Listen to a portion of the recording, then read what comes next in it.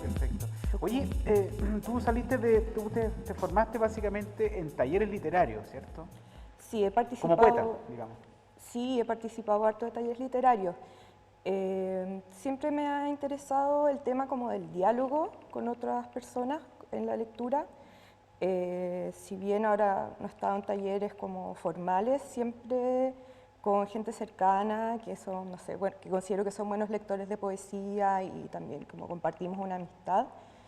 Para mí siempre ha sido súper importante el tema como de conversar y como de dialogar, como siempre se habla un poco de la escritura como un tema muy cerrado, muy A lo mejor, personal, claro. como uno solo frente al papel, frente al Word Claro. en blanco, pero para mí siempre ha sido súper importante ese diálogo, esa conversación. Y eso igual siento que siempre me ha nutrido mucho mi escritura y ver, por ejemplo, las diferentes perspectivas de cómo la gente lee poesía o textos en general. Entonces, por ejemplo, el libro lo compartí varias veces antes con lectores en talleres, algunos más formales que otros, pero siempre ha sido como parte un poco del trabajo que he hecho en esa área. Claro, por lo general siempre se tiende a pensar que el poeta, ¿cierto? Y el escritor es una persona súper solitaria, que está ahí frente al computador, ¿cierto? Lleno de fantasmas, ¿no? Un poco obsesivo, Claro, pero esa obsesivo. obsesión está, solo Claro. que uno la comparte. Eso, claro, eso pasa, pero en realidad se pasa mucho texto, ¿no? Entonces, cuando uno escribe, claro, uno le pasa el texto a otro para que te lea, para que te corrija, para que te ayude, ¿cierto? Qué sé yo, porque finalmente es bien comunitario el tema de la escritura, ¿cierto? Como tú lo estás manifestando acá. Sobre todo si vienes de talleres, ¿no? Claro, porque ahí uno aprende también a aceptar lectura, o sea, desde el primer momento que es como empezar a aceptar una crítica y Claro. saber que alguien puede decir algo que, no sé, que no hay que tomarse personal, hasta, no sé, incluso llegar donde un amigo y decirle estoy rayando con esto, esta es mi última obsesión, así como estoy leyendo esto, y ahí también van apareciendo cosas porque en esas conversaciones van apareciendo diferentes perspectivas o también diferentes lecturas de lo que estás haciendo, que yo siento que para mí siempre ha sido súper importante esa dimensión. Claro. Porque claro, es como un primer momento medio obsesivo, como tú frente al Word abierto, el Claro. cuaderno, dependiendo de Sí, po. tu perspectiva, pero claro, para mí ese diálogo siempre ha sido súper importante. Sí, pues Cervantes siempre decía que el hecho de escribir ya va de alguna manera instalado el hecho para que te lean. O sea, esa es la idea. O sea, nadie escribe para que no te lean, ¿cierto? En el Claro, fondo y es yo eso. también pienso que como el lenguaje es algo que forma parte como de la vida de todo el mundo y que es algo que es cercano y en el fondo es algo que usamos constantemente, es inevitable que abrir ese diálogo con otras personas. Y también me interesa eso, o sea, también la decisión de publicar pasa porque de alguna forma crees que tienes algo que mostrar. Oye, ¿cuáles son tus temas? Bueno, para mí, en términos como de libros, que tengo varios proyectos abiertos, ese es el primero que publico así íntegro, van pasando como por diferentes obsesiones. Siempre hay cosas que a uno le dan vueltas como toda la vida, pero por ejemplo ese libro en específico partió de una especie como de investigación. Trabajé mucho con documentos porque es un libro sobre la desaparición, sobre la desaparición de una mujer. Y para eso tomé muchos, por ejemplo, leí muchos archivos de la PDI, prensa, fue como mucho trabajo de lectura de archivos y de documentos. Y eso, bueno, se plasmó ahí, hay partes que son directamente partes de archivos y cosas así, pero también me interesaba hilarlo con una voz más propia y también bastante polifónica en torno como a este fenómeno de la desaparición. No tanto, ¿sí? Sí, estoy conversando acá con, te voy a interrumpir un poquitito, con Caterina Campillay, poeta, licenciada en arte, ¿cierto? Terminando un magíster también en la Universidad Católica en literatura, ¿cierto? Y becaria también de la Fundación Neruda, ¿no? Sí, pasé ahí por la Fundación Neruda, también en Valpo cuando era chica, cuando estaba en el colegio, y hace un par de años en Santiago, sí. Ah, perfecto. Oye, retomando el tema, dice presunta desgracia, ¿no? Que es como un término que se ocupa mucho por temas de desaparición, ¿no? Ujú. Básicamente este libro tú comentabas que se trata de eso, de desapariciones, de reconstrucción de escena, ¿o no? Sí, bueno, me interesaba que fuera bien polifónico, entonces hay mucho lenguaje que se refiere, o sea, ese lenguaje como policial, también el periodístico, pero también voces de las personas que rodean un poco, ¿no? Eh, Me interesaba harto como, no tanto como drama, sino todas estas voces que están rondando la desaparición de una persona, como más o Los menos. rumores, ¿no? Claro, están los rumores, las llamadas al buzón de voz, los datos, por ejemplo, que tienen que ver con cómo reconocer una persona. Y ahí fue como hilándose, bueno, el libro que busca un poco como ver esta desaparición, pero desde arte, como de todo lo que le rodea un poco. Y también como de los lenguajes que se utilizan para hablar de ella. Sí, aquí al verlo uno dice marque zapatilla, acción de terceros, tatuaje, porque es un libro bien objeto. Sí, bueno, la editorial, que es Pez Espiral, siempre le ha interesado harto como el objeto. Ahí fue un trabajo de diseño con Daniela Quintana y Daniel Madrid, que bueno, fue súper interesante porque fue como bien retroalimentado, ¿no? Como cómo pensar este libro, también darle como una dimensión visual y de diseño que no fuera tampoco tan caprichosa y que tuviese que ver con con el contenido del libro. Sobre todo ahora que los libros de alguna manera se han ido transformando bien en objeto, la visualidad también. Más allá de las portadas, ¿cierto? Los interiores, el diseño, qué sé yo. ¿Cuántos años trabajaste en este? Eso lo empecé a escribir el 2017. No, miento. La primer germen, que fue como un poema y así súper corto, fue el 2016 y eso quedó en el cajón, como pasa mucho con muchos poemas, proyectos, etc. Hasta que el 2017 me acordé que esto existía y fue como, aquí había algo que puedo seguir como investigando. Y ahí pasó, claro, una etapa como bien obsesiva de investigación, de leer los archivos, de leer prensa, de buscar como sobre el tema. Bueno, me limité un poco dentro de Chile porque, o si no, se me escapaba un poco para todas partes. Y claro, después, el 2017, empecé a trabajar y después, bueno, hablamos con la editorial, quedó un poco ahí en pausa y después trabajamos la edición con una poeta también joven de Santiago que se llama Victoria Ramírez. Entonces ahí también estuvimos trabajando juntas y fue un proceso súper retroalimentado de edición. Y bueno, ese libro se publicó ahora el primer semestre de este año. ¿Y cuáles son tus otros temas? Aparte de la desaparición, digamos. Claro, como te decía, cada uno tiene como sus obsesiones. Yo tengo un libro que no está publicado, que es incluso anterior a ese, pero también porque es más largo y como fue un proyecto que apareció súper orgánico. Fueron estas cosas que empecé a escribir cuando empecé a volver a escribir después de la U.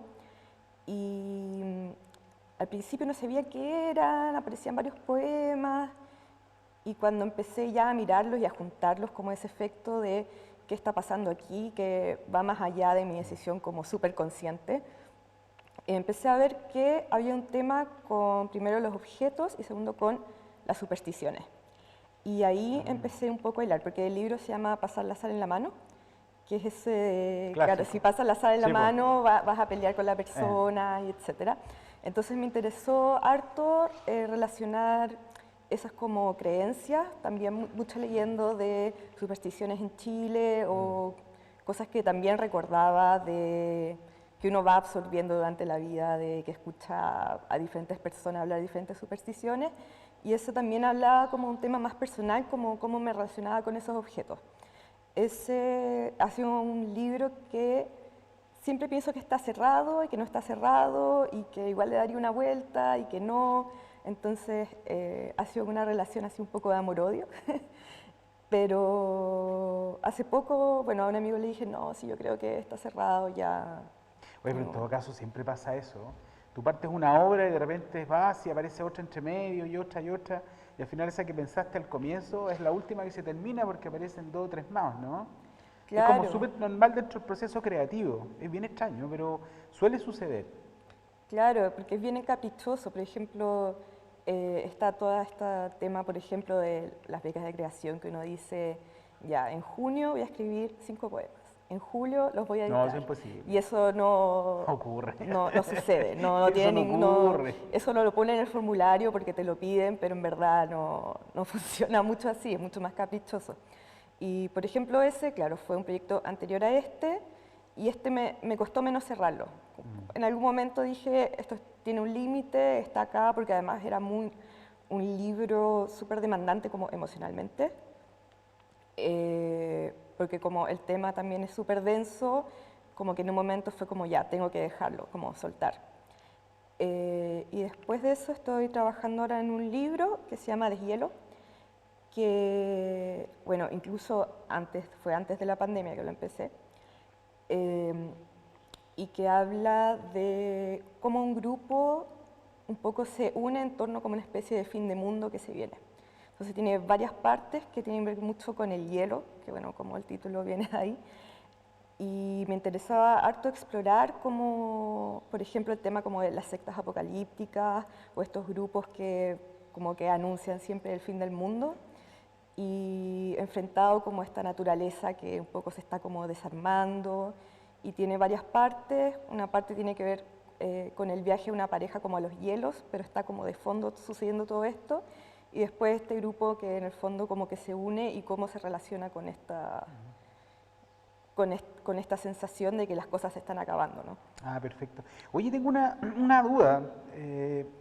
¿Cómo tú te pasas del área académica? Porque eres bien académica, ¿cierto? Vienes así, súper académica y te pasas a la parte creativa, porque hay siempre un choque dialéctico, ¿no? Siempre que el creador, que el académico, ¿cierto? Y pasarse de un lado para otro.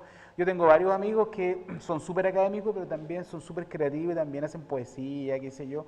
Y me dicen que es súper difícil de poder desdoblarse, porque al hacer una obra te estás analizando, pero al final no puedes hacerlo porque esta cuestión y operan una serie de factores que de repente son absolutamente abstractos, ¿no?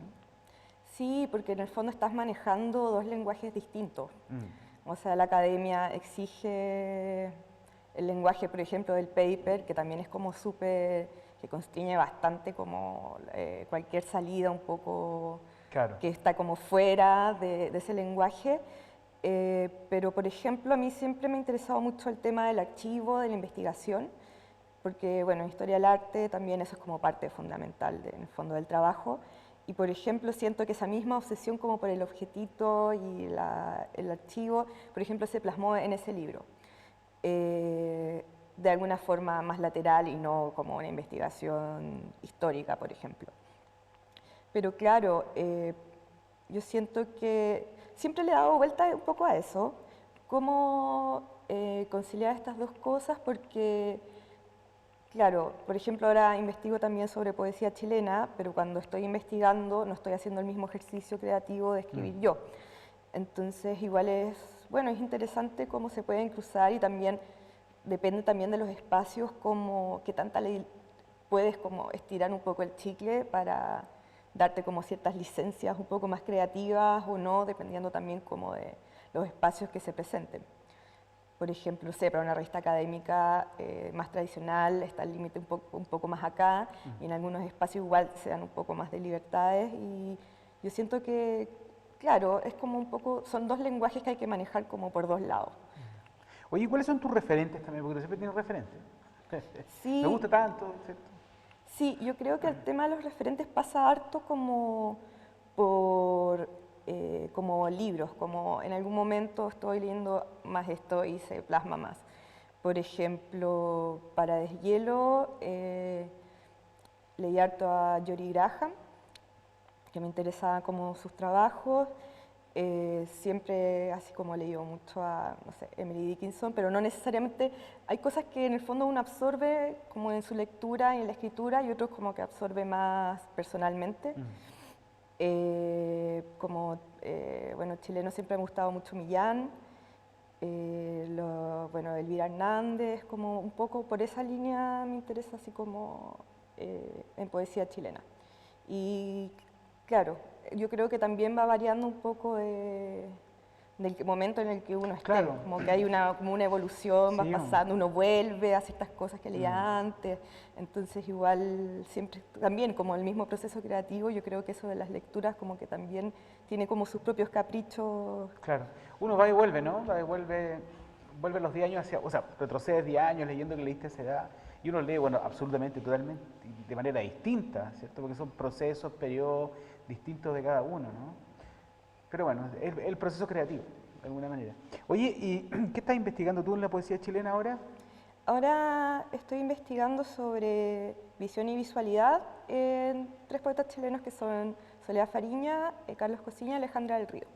Y eso viene de una investigación anterior que tiene que ver con, bueno, yo investigué también sobre Carlos Lepe, bastante, estuve en un proyecto que decantó en una página web que es sobre la performance de Carlos Lepe y para mi tesis de pregrado empecé a analizar unas performances que él hizo en el extranjero, que estaban muy poco analizadas porque lo que más se conocía eran las cosas que había hecho acá, en Perú y en Alemania, en que aparecía como ciego, con un lazarillo y eso era parte de la performance. Entonces me metí un poco en eso, como hablar de la ceguera, pero eso me exigía también hablar de la visualidad, cómo se construye la visualidad en diferentes momentos, cuáles son las cosas que la rigen, como culturalmente también, porque como un poco está esta noción de que la visualidad es algo como muy universal, pero también tiene sus momentos y sus formas distintas de entenderlo, como la visión, el ver. Entonces, ese ver me interesó mucho en estos poetas, en específico porque encontré en sus libros un cuestionamiento sobre la visión, el ojo, cómo eso es parte de los libros sin necesariamente ser parte de la tradición de la poesía visual, que es en el fondo otra arista, que es que ahí como lo visual es más visible, aunque eso sea un poco redundante, aparece más como en un primer momento, como, no sé, lo que hace Deisler, etcétera. Pero, claro, me interesaba esta visualidad dentro del texto como un poco como está en otra vertiente de la visualidad aparte de la poesía visual. Entonces por ahí estoy trabajando esos libros. Oye, ¿te puedo leer que me lees algo? Sí, por supuesto. A tu libre albedrío ahí. Ya, muchas gracias. Voy a partir por el principio. Nombre, lugar, hora y circunstancia.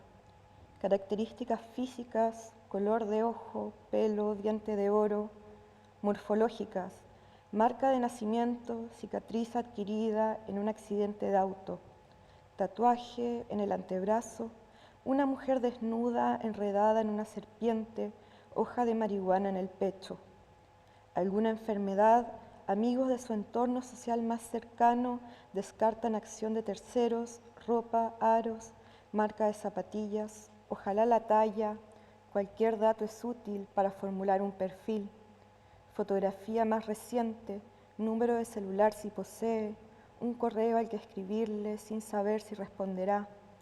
No se sabe nada aún, es como si se lo hubiese tragado la tierra y después de estos terremotos no la dejara volver. 1,75 m a los 15 años, el flash frente al fondo blanco del registro civil la retrata con pecas que apenas se alcanzan a ver. Los dibujos que trazan las manchas en la piel dependen de cuántos días caminó sobre el sol de abril. Hay nombres que no llevan a otros nombres, rastrearlos conduce a páginas caídas, diarios descontinuados, rincones donde se reza sin información. Después de todo, la búsqueda no nos acerca, pero al menos alguien está atento al dibujo de la planta de tu zapatilla en el barro. Pero nadie se sabe de esos crímenes. No, claro, siempre está en esa como momento de incertidumbre, ¿no? Porque en el fondo la desaparición tiene que ver con la falta de un relato, ¿no? Si hay relato y si hay fin de la historia, no hay desaparición. Siempre está esta cuestión como media fantasmagórica de lo que podría haber sido, de cómo cualquier cosa pareciera una pista, como cualquier información o cualquier señal queda dando vuelta, algunas sirven, algunas no, entonces se genera como esta ausencia y este vacío con todos estos elementos en el fondo que la rodean. Está fuerte, ¿eh? Es que recuerda uno cuando lee los informes, algunos informes, digamos, de la PDI, ¿cierto? Que parten con estas descripciones, que son terribles, ¿no? Que son científicas por lo demás, ¿o no? Y que son pistas que te pueden llevar supuestamente a la resolución de ese crimen, porque estos son crímenes. Claro, o sea, tampoco queda claro si es un crimen, porque también en muchos casos, como estadísticamente, también pueden ser gente que escapa. Siempre está como esa idea de que está en alguna parte, que se puede haber ido con alguien y no quiere contestar, o que está enojado con la familia, también esas cosas como que van apareciendo, ¿no? Está como esta idea de que, por ejemplo, en algún momento va a llegar, va a aparecer. Y entonces, claro, está este lenguaje policial que exige ser muy frío y tomar mucha distancia de la historia, ¿no? Pero también están todas estas voces que le rodean que le da una densidad distinta porque va desde diferentes lugares como reconstruyendo una historia que no se puede terminar de reconstruir. Sí, que aquí estás trabajando justamente con códigos policiales, ¿no? Claro, eso fue parte un poco de la investigación, que fue como bien intensa en términos de información, porque es mucha información, datos, lugares, horas, detalles de la persona, entonces siempre queda dando vuelta eso en contraste, por ejemplo, de las cosas que habla la familia, de que hablan los amigos, entonces ahí se va como conformando un poco el entramado que pretendí hacer en el libro. Oye, y toda esta información tú la conseguiste porque llegaras, digamos, a este tipo de información, ¿cierto? Que es de la PDI, ¿cierto? Que son informes forenses, ¿no? No, principalmente fue la información que es pública en términos como de desaparición de personas y, bueno, también muchas cosas que aparecen en la prensa, ¿no?